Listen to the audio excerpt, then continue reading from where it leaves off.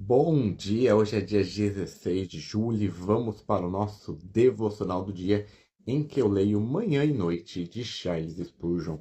Mas antes, vamos começar com a nossa oração. Jesus, Pai querido, que o Senhor esteja presente do começo ao fim deste devocional, que o Senhor traga para essa live todos que precisam ouvir essas reflexões sobre a sua palavra que se encontra em Êxodo, capítulo 16, versículo 21 e Salmo 102, versículos 13 e 14. Espírito Santo, se for necessário que o Senhor traga para mim, nessa live, qualquer palavra, que o Senhor esteja presente do começo ao fim. E agradeço por estar conosco nesse dia. Amém. Amém. Amém. Vamos lá para o nosso devocional do dia, começando lendo a introdução da Bíblia Spurgeon do segundo livro de Moisés, chamado Êxodo. Circunstância da escrita. O livro do Êxodo não registra quem é o seu autor. A referência às ocasiões em que Moisés fez um registro escrito dos eventos que ocorreram e do que Deus falou. O livro também contém referências à preservação e transmissão de informações, juntamente com outros 4 livros do Pentateuco. Há muito tempo o Êxodo vem sendo considerado uma obra de Moisés. Ele pode ter escrito o Êxodo a qualquer momento dentro de um intervalo de 40 anos, depois que os israelitas terminaram de construir e dedicar o tabernáculo no Monte Sinai, no início de seu segundo ano após a saída do Egito, em 1445 a.C., e antes de sua morte na terra de Moabe, cerca de 1406 a.C. Êxodo retorna à narrativa final de Gênesis, que termina com a morte de José em torno de 1805 a.C. Rapidamente, o livro nos leva para 300 anos à frente, para um tempo quando as circunstâncias dos descendentes de Jacó sofreram uma mudança no Egito. Os israelitas estavam servindo como escravos durante a 18ª dinastia do Egito, provavelmente durante o tempo dos faraós Tutemés I e Amenófis II. Os escravos hebreus experimentaram uma libertação milagrosa pela mão de Deus através de seu servo líder Moisés. A escravidão dos israelitas terminou em 1446 a.C. O livro do Êxodo registra os eventos por ocasião do Êxodo e do primeiro ano dos israelitas no deserto, incluindo o recebimento da lei. A data do Êxodo é objetivo de contestação. Há evidências bíblicas que o início do ano de 1446 a.C., 1 Reis capítulo 6, versículo 1, afirma que o êxodo ocorreu 480 anos antes do quarto ano de Salomão como rei, dado estabelecido por evidências bíblicas e combinadas com a cronologia assíria, chegamos ao ano 966 a.C. Em Juízes capítulo 11, versículo 26, Jefeté diz que Israel está vivendo em regiões da Palestina por 300 anos. Jefeté viveu por volta de 1100 a.C. Portanto, o fim provável da jornada do deserto ocorreu por volta de 1400 a.C. Contribuição para a Bíblia. Êxodo fornece o ponto alto de uma história redentora no Antigo Testamento. Muitos padrões e conceitos de Êxodo recebem atenção, desenvolvimento adicional e cumprimento em outros lugares nas Escrituras, especialmente na obra passada, presente e futura do Senhor Jesus. Essas incluem resgate da opressão, provisão de sustento, fidelidade de Deus às suas promessas, autorrevelação, conhecimento de Deus a partir de suas ações, presença de Deus, sua glória, esforços necessários para a preservação do conhecimento a respeito dele, uma nova identidade para as pessoas que se baseiam nas ações de Deus, provisão para a adoração, provisão para a vida em comunidade, conexão entre a reputação de Deus e sua relação com um grupo de pessoas, obediência e rebelião, intercessão e concessão do perdão. Estrutura. Êxodo é considerado uma parte da lei, porém trata-se mais de uma narrativa histórica do que de lei. O livro é estruturado em torno da vida e das viagens de Moisés entre as narrativas do capítulo 1 ao 18 e 32 ao 40. Este é o estabelecimento do pacto, do capítulo 19 ao 24, das leis relacionadas ao tabernáculo e ao sacerdócio. Spurgeon, em Êxodo. A terra de Gozém era frutífera e os israelitas tinham sido muito favorecidos pelo rei egípcio. A maior parte deles, portanto, não pensava em deixar aquele país. Eles estavam re- em- Eles então resolveram se estabelecer ali permanentemente. A primeira coisa a ser feita era tornar os israelitas ansiosos para sair do Egito. Deus não expulsaria as pessoas para fora do Egito ou as arrancaria em correntes sem um consentimento espontâneo da parte delas.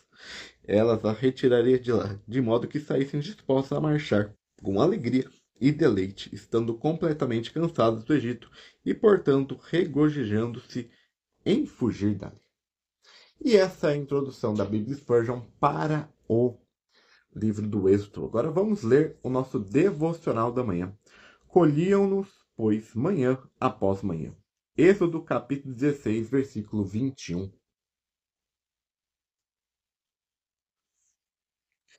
Trabalhe para manter o senso de toda a sua dependência da boa vontade e prazer do Senhor, para que seus mais ricos deleites persistem.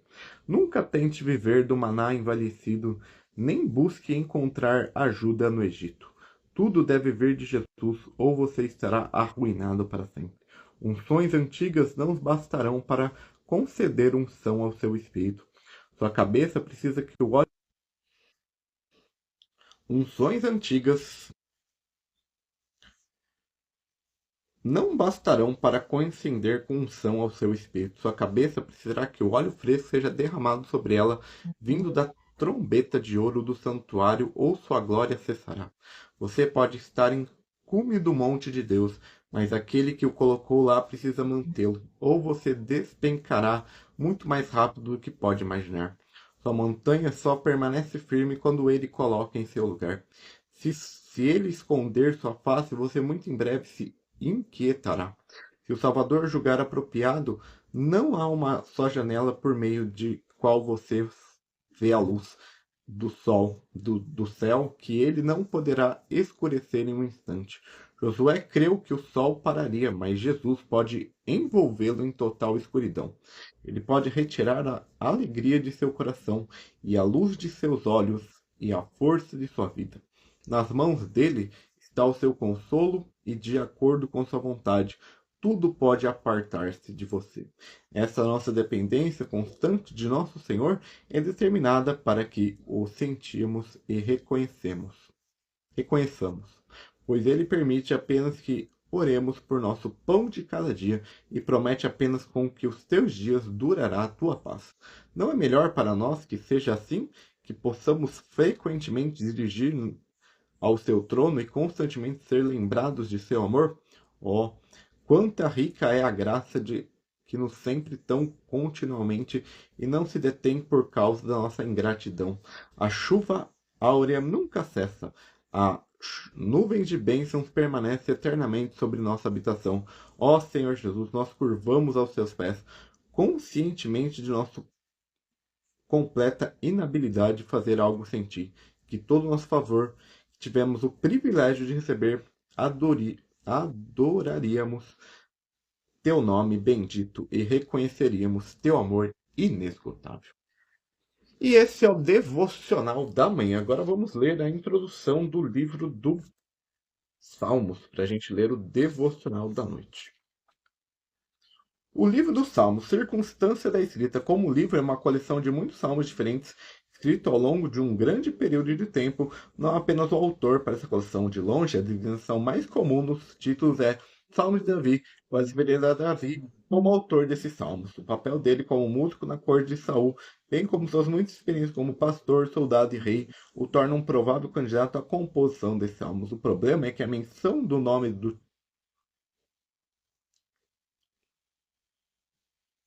outros títulos incluem a designação de Salomão, Asaf, os filhos de Corá, Etã, Emã, filho de Corá, e Moisés. No caso de Asaf, embora ele fosse um dos principais músicos de Davi, o próprio nome passou a ser associado a um grupo de músicos com o mesmo nome. Isso pode explicar por que um salmo aparente pós-bíblico, o Salmo 74, inclui no título a informação de Asaf. Salmos consistem em muitos hinos e orações diferentes escritos por indivíduos, mas usados pela comunidade. Se considerarmos os nomes que contam nos títulos como os autores, a data da composição varia do tempo de Moisés, século XV a.C., até um tempo após o exílio, sexto século a.C. ou mais tarde. Alguns dos títulos incluem informações históricas que podem indicar o local e o contexto da escrita.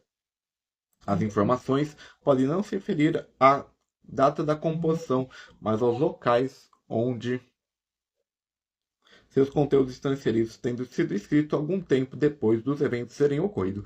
Este é um cenário mais provável.